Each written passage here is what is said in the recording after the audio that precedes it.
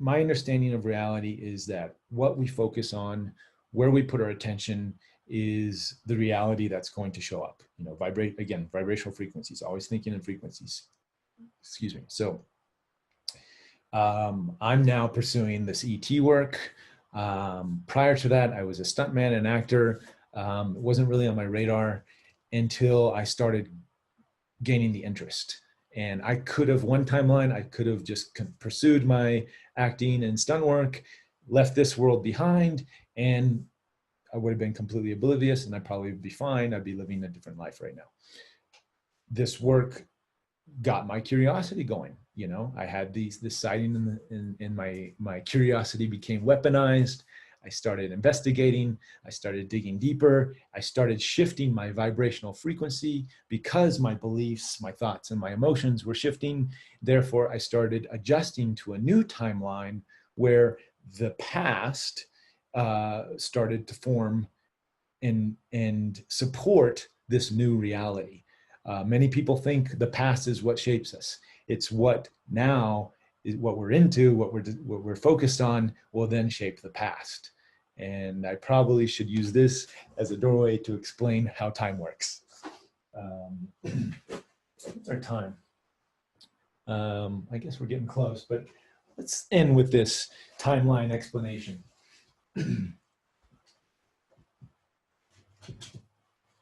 So in the 1960s, there were many famous experiments.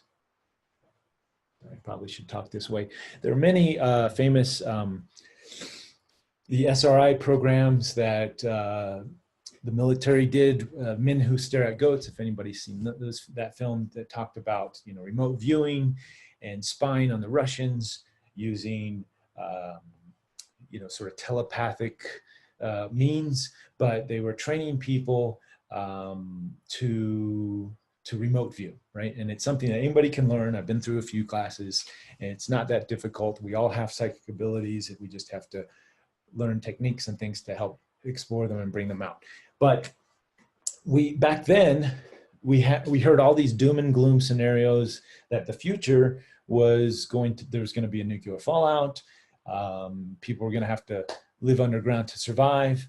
And that was sort of a unanimous future projection. So people learned back then that they could not only spy on Russia and see where the nuke bases were being built and nukes were being stored, but they could also project into the future to see potential future timelines.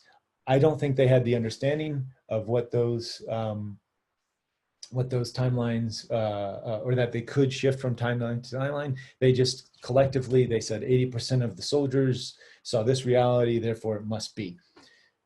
And I think that's when they started building their underground tunnels and the networks, you know, for the end of the world scenarios. So what happened is you have right here that timeline. They're projecting to the future of, let's just call that doom reality. And over here, let's call this ET contact. Flight saucer. And because of the vibrational frequency that they're on, they can only see this reality. What you put out is what you get back. So if you're vibrating at a specific frequency, you can only draw and attract a like frequency. So of course, they saw that in the timeline that matched with them a doom and gloom scenario. But in reality, this is explaining the Mandela effect, by the way, as well. So if you guys want to understand that a little bit better. In reality, 10 years later, we have, let's say, the 70s, the 80s, the 90s, 2000s. But in reality, we don't move linearly in a timeline. We move, this a little bit closer. We move from side to side. So based on our evolution, we're shifting frequencies now. We're on this timeline. And then we may go up a little bit more, and then we're going to hop over to this timeline. And then we may hop back over here, and then we'll go over here, and then over here. But as we're shifting our frequency, we then have to traverse into our past, and now our past is on a different timeline past than we were, um, as opposed to that time that we remember we were on. So our memory is connected to this timeline down here. But in reality, what our current timeline based on our frequency right now, it's a different timeline. And that's why we have the Mandela effect, because some of us remember it one way, some of us remember it another way. We're constantly shifting our frequency and shifting timelines, until eventually we will do away with timelines altogether and just go from time continuums to and be able to travel that way. Once we have a better understanding of time, we can then create these craft and time traveling devices. Let's see if that makes sense. Any comments on that? Time is compressing. Yes, it is. It's not in a sense at these higher density realms, fourth density, because time is more fluid. It's not as linear in these older years. We in the lower density realities. For example, think about a rock. Think about the life of a rock. It's going to perceive time super slow, right? It doesn't, a day probably seems like a second for it, and then plants, and then animals, and us. So as we release our perception of time, and we go into these as we go into these higher densities, time becomes more fluid. So it does seem like it's actually speeding up. In reality, it's just becoming more navigatable, easier to navigate. So we create, somebody just commented, we create past and future each moment, don't we? Yes, that's exactly it. So our future is not determined. Our past is not determined. This is why all the time traveling movies and all this stuff, when they, again, going back to Nikola Tesla's quote, think of, if you want to understand the universe, think in energy, frequency, and vibration. So depending on the vibrational frequency you are in is going to be the future timeline that you're going to interact with. The 60s remote viewing military guys were on this timeline. They went into the future and they saw doom and gloom, end of the world, and all of that horrific stuff. But there's a big gap of time in between that they can shift and adjust. And this is why we create time. If we were in the, say, fifth dimension or these higher density realms right now, we would be dead in an instant because of all the crazy, uncontrollable emotions, and the manifestation of things happens very quick in these higher densities. So we're slowly taking the training wheels off as we are evolving collectively through time. We're taking the time training wheels off. So, but we need them still, because if they were fully off, we would probably kill ourselves in an instant. And that's, I think that's another reason why we haven't had contact with these ETs yet. We haven't been able to reach the frequency to be able to interact with them, because many of these, if not all of them, exist on higher frequency vibration planes of existence.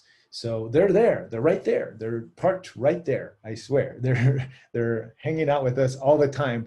We just have to adjust. They're adjusting down, they're sort of stepping down a few octaves to play with us in our dreams and take us for genetic material at times. But in order for us to interact with them full time, we collectively have to raise our frequencies and our vibration. And that's this process that we're going through right now. All of this crap you see in the world right now, This is not the end of the world. This is a bringing stuff that's been stuffed down. Lisa Royale, Sasha, they use this amazing analogy. If you take a beach ball and you try to push it down underwater, and you hold it there, well, that's what we've been doing. We've been holding this beach ball underwater for a long, long time. And eventually you put the further down you put it, it's going to launch out of the water. And that beach ball is a representation of all of our crazy emotions and suppressed fears and things that just have not come to the surface. And now, as the vibrational density is becoming softer, because collectively we are doing this work, we are making better choices, becoming more empathetic and compassionate and understanding. The frequency is becoming lighter. Therefore, these beach balls that have been suppressed throughout society are now coming to the surface, so we can address them, so we can work through them, so we can then eventually get to the place of contact, open contact with these other dimensional realms, not just our ET realms, but with the fairies, with the unicorns, with all of these different types of energies that exist just on the other side of the veil. So I hope that answers some of your guys' questions, and we can go definitely deeper, more. Somebody mentioned Qigong, breath work. These are all tools to create a higher vibrations. Yes, to create, we're moving energy. We're energetic beings already, just by default, and to cultivate and to feel and understand this subtle Kundalini yoga, this work. These are opening portals that already exist. We're walking portals, but to harness and understand and connect with this energy that you know, the chi or the ki energy that goes beyond this world, and that energy, you know, in Star Wars they call it the Force, right? That energy can be harnessed and used to help us to explore these worlds and these other dimensions.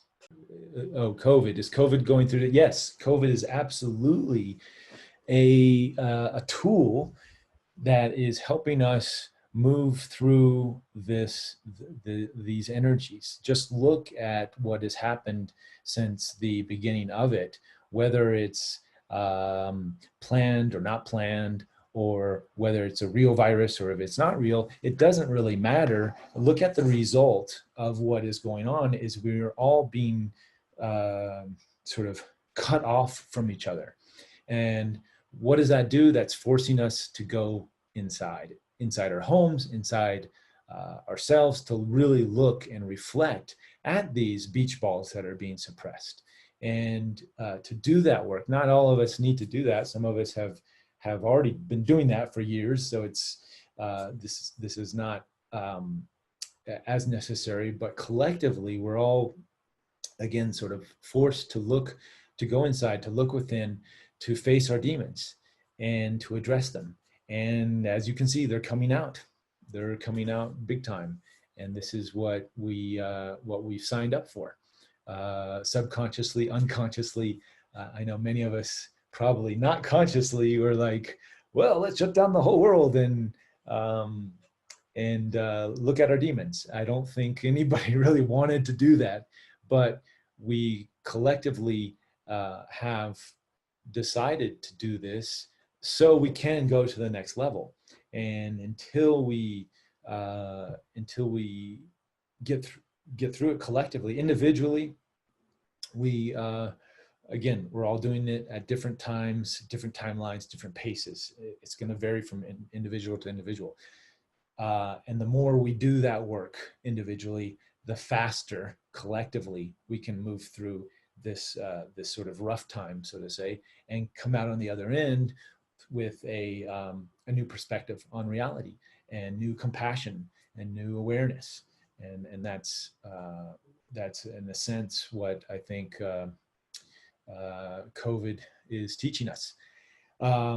Sasha, Lisa Royale channeled that that the Palladians also went through a time where they had a severe virus or a type of similar types of a disease that plagued their world. And it was during their time of ascension, and it was very similar. They had to go within, and they could not find the cure. Theirs lasted for 4 years, approximately, in relationship. Their time is different than ours, but approximately 4 years. So hopefully it won't take us that long. But they sort of, in a sense, invited that virus to their world so they could look at certain aspects of their being, their evolution, that they weren't paying attention to. And most of it was facing their shadow. And that's exactly, I think, what all civilizations go through in order to get to the next stage. We have to, clean the gutter, so to say, so we can have a nice flow to get to the next stage of our evolution. All the ET killers have had this kind of experience necessary to ascend in their light. Yes, many of the ETs, not necessarily in the same way, but Palladians, yes. I think they have had their version of COVID. One of the most common things I've found through the channelers is that most of them are, or at some point were, actors. And it's interesting because I think actors, myself being an actor, it's, we train and we get ourselves, in a sense, into a channeling state where we are able to take on different personalities, to feel. It's sort of like wearing a different suit or a different profession. When you're an actor, you try to be as many different things as you can, and I think that's why actors can easily slip into the channeling profession, is because it's you're just trying on another hat, so to say. Does that mean that all channelers are just acting? In a sense, kind of, yes. But does that mean that they're not authentic with their channels? No. Is Robert De Niro or Christian Bale, are they not authentic in their performances? No, they are very on par. So I think that, yeah, actors is a common theme found in many of the channelers, and not all, but it is definitely a common one. Many of them are contactees or abductees. Many of them have had that experience at a young age. They have memories of being on ships. Let's see, I would say I haven't found well, it's difficult to say non-authentic. I have found channelers who might have a little bit of an ego, and that gets in the way. So, meaning everyone that I've connected with has, by the way, I haven't published all of the people that I've been connecting with. So I published the good ones, the ones that I resonate with. There's been a few that I have not resonated with.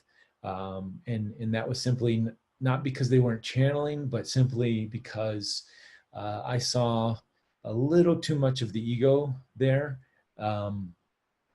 Meaning the personal filter was a little too strong, and I saw that could be problematic in the future, because when you're in that channeling world, I think you need to be humble, you need to be open, and let what wants to come through. When you're filtering things a little too much, then your ego starts to take over, shifting your vibrational frequency, which we had up here before, but shifting that belief, that thought, then it becomes problematic, because your frequency is shifting, because the ego is getting in the way, you're now then attracting different beings, just like a different timeline. If you're here And now all of a sudden, and you're channeling, you're connecting to the beam on this timeline, and your frequency shifts over down to here. Now you're going to be connecting to a different future version of yourself, meaning a different entity is going to come through, which then could have some not so nice intentions. So luckily the channels that I put out on the show are all of super high integrity and they're just amazing human beings. Therefore, the beings that they channel, I believe, are of higher vibrations, and they're connecting to these higher energies that can give us great insights on to how to navigate this realm. An actor commenting about the actor, yes, flowing in and out of these states. That's what actors do. I have channeled a little bit in the past, which we will not show because it's a little embarrassing. But, well, actually, in the one episode I did with Barbara Lamb, she was able to regress me to a state to where I could channel. That was my first time experiencing such a feeling, such energy. And because she helped unlock that or open that door, so to say, since then, this is in season 1, by the way, she regresses me and I go into the channeling state. And because I could feel what that feels like, it gave me a better understanding, more empathy. So I could then, when I'm connecting with these other channelers and seeing how they connect and what they're feeling, I had a reference point. And then from then I was able to channel from time to time. It's not easy for me to slip into that state. It does take a little work, and it happens almost spontaneously. So I understand it, and I realize I'm the channeler of the channels, or I'm channeling the channelers with my show, and I think that's my position is to help get this information out in this way. I don't think I should become a channeler. I don't think I ever will in that sense, because I have my role as the questioner in my show. That's my form of channeling. All right. Yes, I do have a BS detector, which, it's become more defined. Rogan, I'm a fan of Joe Rogan. I like him because he's questioning, he's going down, he's asking these questions. He's had Jeremy on the show. He wants to believe in ETs. He gives channelers, if you ever hear him talk about channelers, he's always giving them a hard time, calling BS. But at the end of the day, I believe everybody. We, as I put up there on the board, we're all having our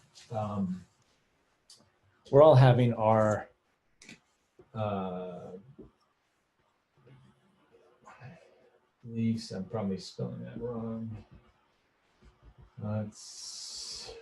And emotions. For each and every single one of this is different. And how the phenomenon manifests is going to be different because of their beliefs, thoughts, and emotions. And if you tell anybody who's in some religion and subscribes to a specific religion that they're not interacting with the religious, whether it's Jesus or Muhammad or Krishna or any of these other beings, Buddha, how can you tell them that no, that's impossible, that's wrong, you can't be interacting with those beings? That doesn't exist.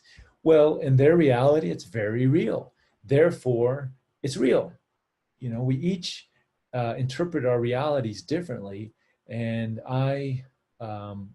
so when I call BS, the BS detector is not whether someone is not having this experience or this experience. It's whether they're authentically, without lying to themselves, not to the public, but to themselves, about what their experience is. And some people may be exaggerating, or some people just literally have these experiences and they're sharing. And if you're authentic with yourself, and if you really are having this experience, as most people who I've come into contact with are, then great. Let's find those connection points. Let's find where we can see eye to eye, and let's accept each other. And this is going back to what I opened with curiosity. I got this download the other day, is that curiosity actually is the cure for war, for any type of conflict that we have in. We're so quick to call BS on this person or that person and say this is right and that's wrong and whatever. But why not have a little curiosity and compassion? When you're curious about someone else's experience, someone else's belief, then what it does is it opens the doors. It opens the door for you to receive that information, and it opens the door for them to share it. The walls come down, and we don't have to believe it. We don't have to accept, for my reality, for my belief system, everything that's out there, that this person is believing this or that person's believing that.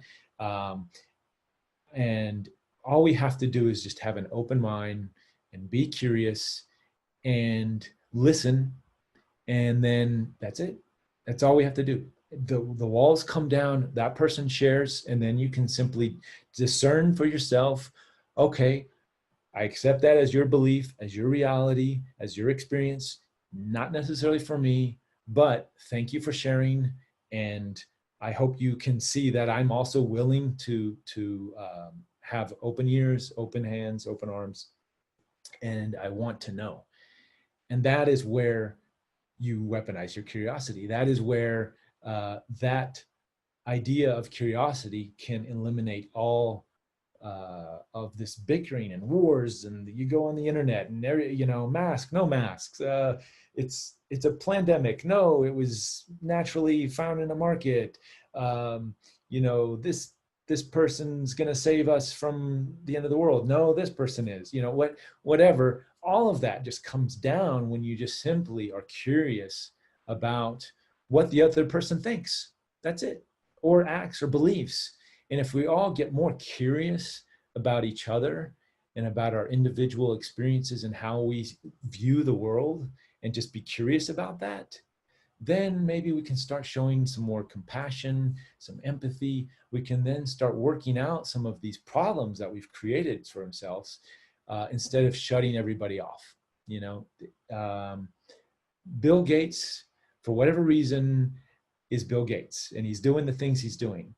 Let's try to figure that out. We don't have to agree with it, but let's open our lens to try to figure out what is going on there. And the more we do that, the more curiosity we have, then the more we get educated. We educate ourselves instead of listening to what somebody else says. Well, that person's just bad because of this. And you're like, well, no, I want to figure it out for myself. I have curiosity to go and investigate, to go and do the research, and to go sign up for Reuben Langdon's webinar to understand what this guy's talking about, what he's thinking about, his crazy post that he's always posting. I don't know. And he's talking to these aliens. I want to figure that out. So I appreciate everybody here with their curiosity and their willingness to come here today and to listen. Somebody asked about advocating for a third season. Gaia hasn't yet to commit to a third season. I think the whole COVID thing kind of threw them for a loop. So they're just being a little extra careful about what they greenlight and stuff. So my suggestion is just to write to them, to send them, if you want to see more episodes, write to them. FYI, I'm working on the side on a season 3 on my own dime. So hopefully they pick it up, or hopefully by the time they're ready, then I'll be ready and the timing will sync up and we'll have some good stuff to share with the world. So let's see. I've noticed from your shows, you're very intuitive and pick up on their information coming through. Thank you.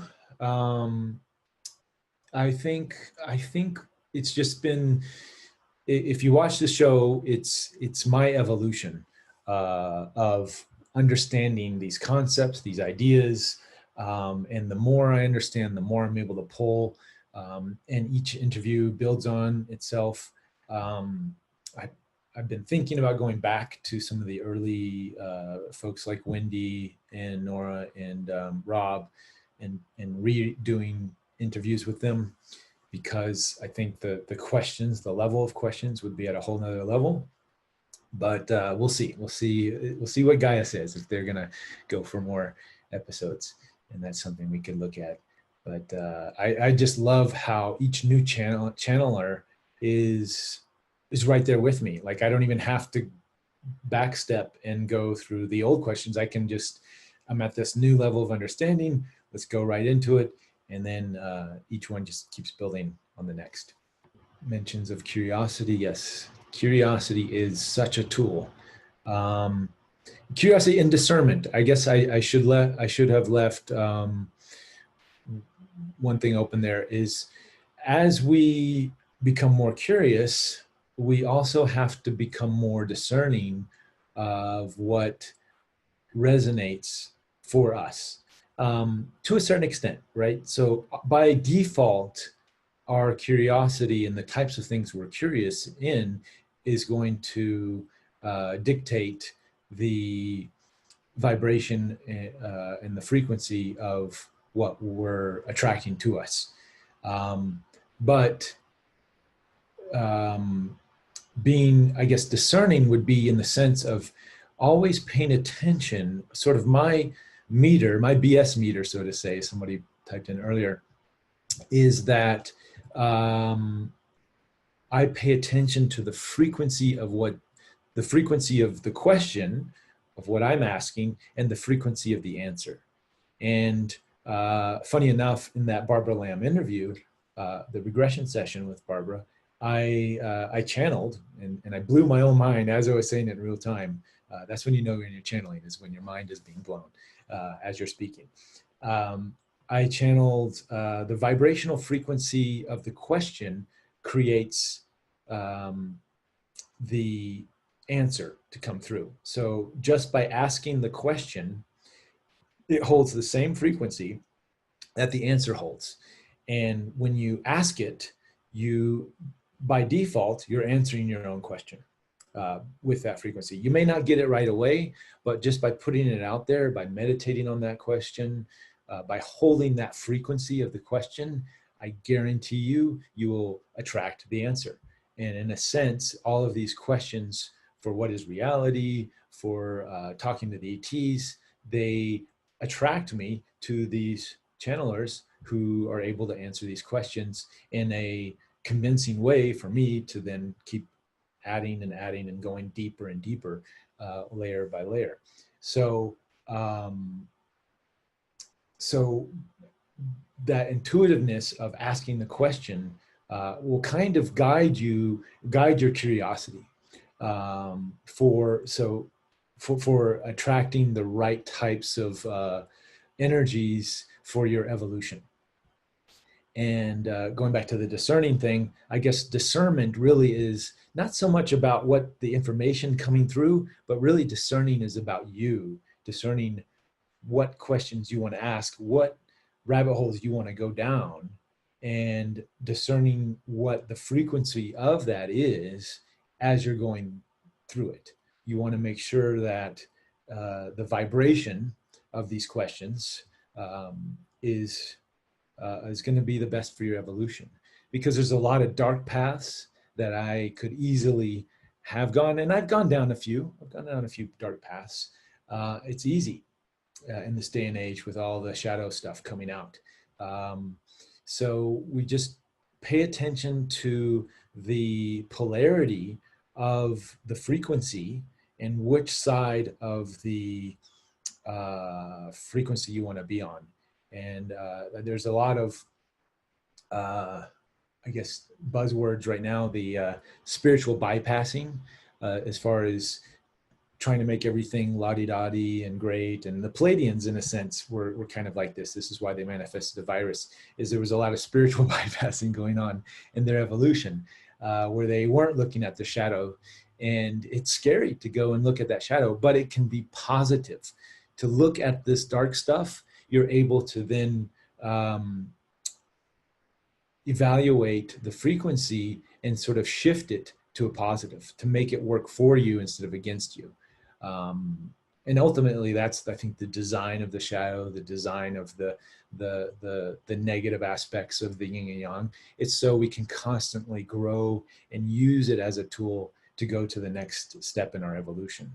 So pay attention to the frequency of whatever questions that you have, whatever direction, curiosities where they want to pull you, and really understand the vibration, the frequency, and the energy of your curiosity. And then you'll be on track and you'll be fine. And trust your process as you're going through it, because all truths are true.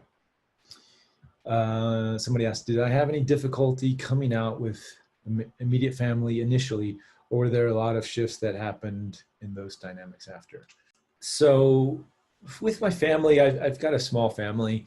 My mom was always sort of open to this stuff. So for her, it was very easy to accept that I was going down this path.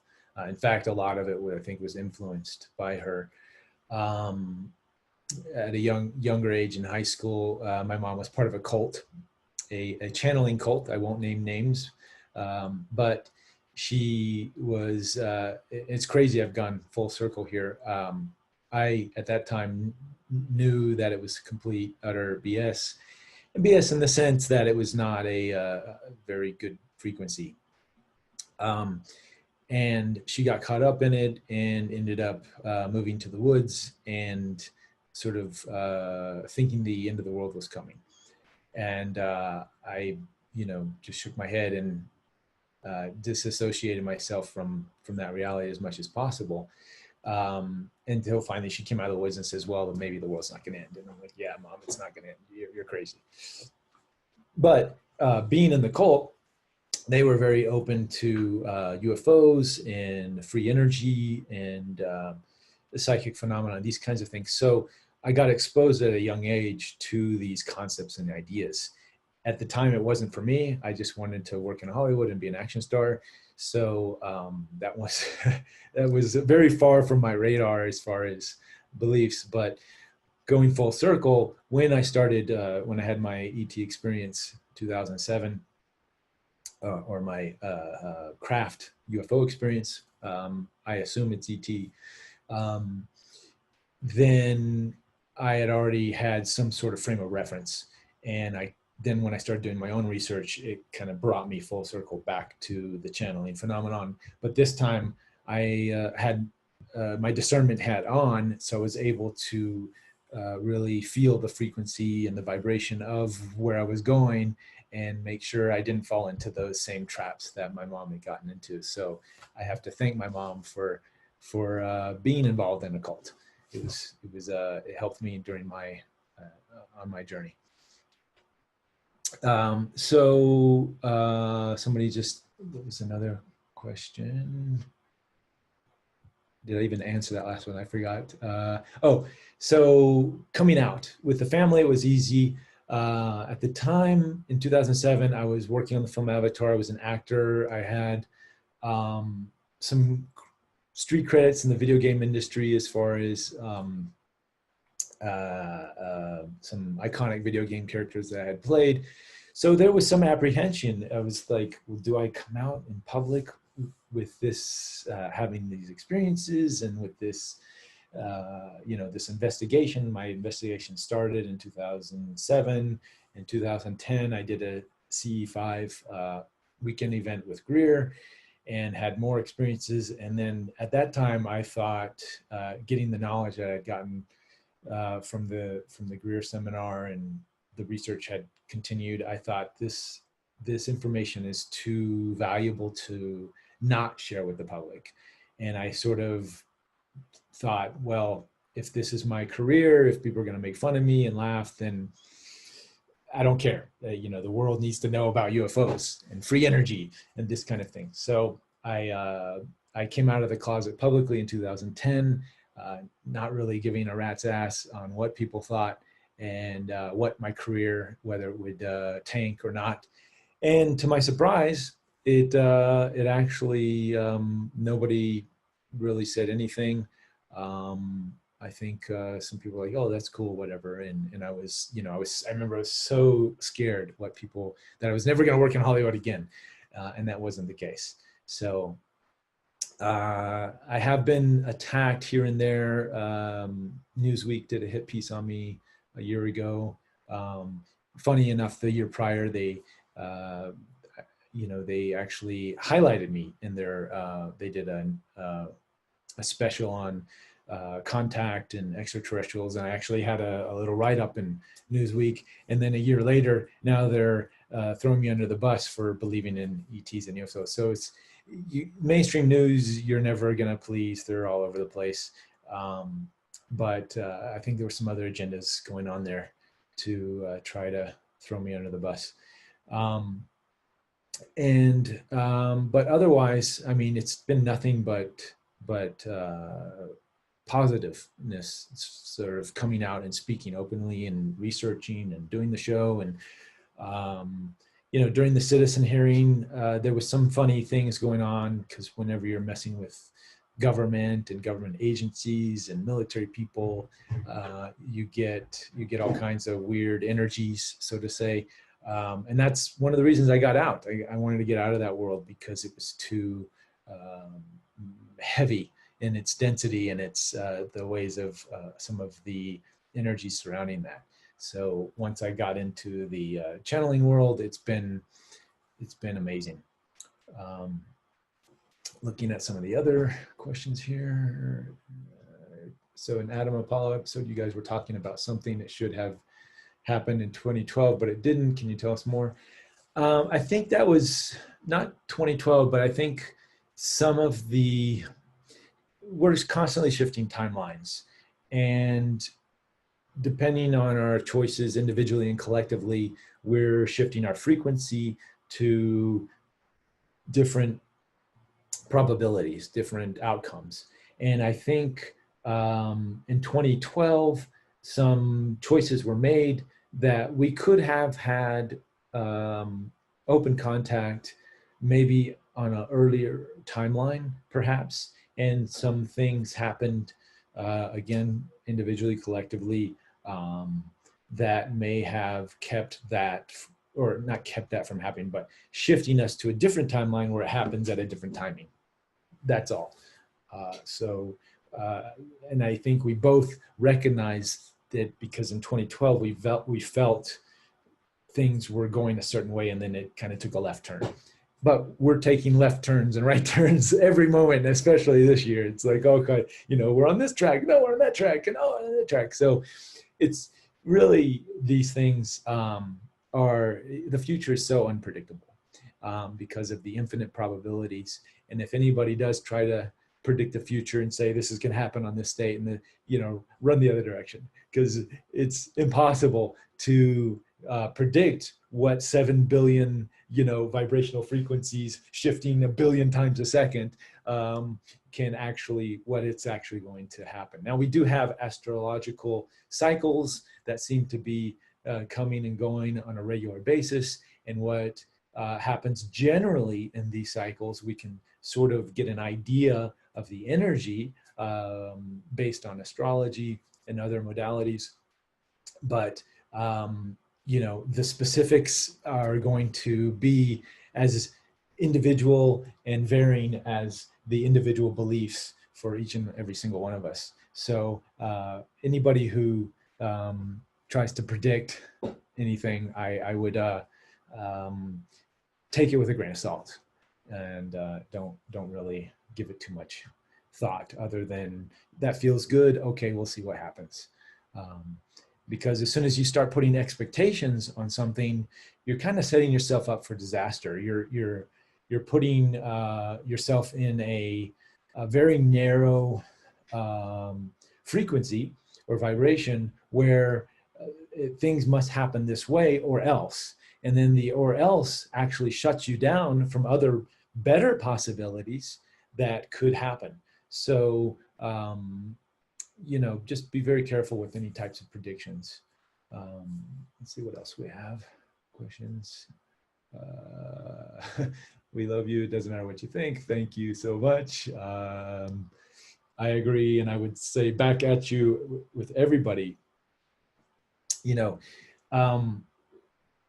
it doesn't really matter what others think about you. It's really about knowing your path, being firm in your belief structure, which will give you positive thoughts and positive emotions, and know that whatever, you know, talking about predictions or expectations, knowing that whatever belief that you decide on could put you in that frequency of expectation or shut you down. One of my favorite Bruce Lee quotes is using, well, Jeet Kune Do, his definition of the martial art he created is using no way as way and having no limitation as limitation. Because as soon as we start putting limitations or setting up a specific fixed way of how we have to do things, we then limit the frequency and the vibration that we're in, and then limiting the potential outcomes of what is even possible. And when we live in an infinite universe with infinite potentials and infinite outcomes, why limit yourself? Let's just take it one step at a time. There's really, in the now moment, you have a very, you have a select number of choices that you can do, a select number of things in that moment. And if you focus on those things and you choose the one that excites you the most, choose the choice out of all those choices that really resonates with you, then you're golden. Like that you'll climb that ladder as you go forward in space and time to the next available choices, to the next available choices, to the next available choices. And you just keep going. And as soon as you project that, you know, this is the way it's going to be, or this outcome, or this thing's going to happen, well, then you're cutting yourself off from all these potential choices down the road that could be opened up when you get there. And you're limiting your number of choices right now, as opposed to just following the maximum amount of number of choices. That's why I keep it an open mind, having no limitations, and no expectations, to have as many possibilities to manifest themselves as can happen. And having the awareness to see all of those possibilities, I think, is the place where I like to exist. Yes, it's all your reality. It's all your creation. So definitely remember that, and have compassion and empathy for others, and curiosity for other realities and for others' experiences, and you'll do just fine. The way I see solstices and equinoxes, and they're sort of marker points where the portals open. Talking about portal to ascension here. We are, when you take two polarities, a positive and a negative, and you put them together, you create a portal. That's how we get rain, with high pressure and low pressure, and they combine, and, you know, literally pulling water from another dimension. That's how I see it. And, you know, nourishing the grounds, and nourishing the nature. So when you energetically, for example, doing Qigong, like right now, if we just take our hands, rub them together like this, and then you can feel that tingling feeling. And if you start to go a little off, not directly, if you go directly, you can feel that push pull. But if you go a little off, you can sort of feel that sort of magnetic polarity that's going from the right and the left. So we as energetic beings have, you know, if you've watched the movie Thrive or any of these other great movies that have been out in the past decade that talk about this, we have a toroidal field that runs around us, and it's spirals, and it goes in positive and negative, and we have both a male and a female aspects energetically to us. Now, when you harness that energy, when you can, and this is what the breath does, breath work, you're going positive, you're going negative. And when you do the push pull, when you do the qigong, when you do the energy work, you're maximizing both sides of these polarities. And as they get stronger and they're combined together in the human body or your field, you're creating a portal. You're literally enhancing the doorway to these other dimensions. As we go through solstices and we go through equinoxes and we go through these shifts from season to season, as the earth spins around the sun and it does its tilting and spinning, it also, in the night and the day, it is also opening and closing these portals. And that's why, you know, we have golden hour in the morning, golden hour at night, which I'm a fan of doing film work at those times, not just because of the lighting is super cool, but just energetically, you can feel there's a stillness there that doesn't happen at any other part of the day, and it's magical. That's why they call it magic hour.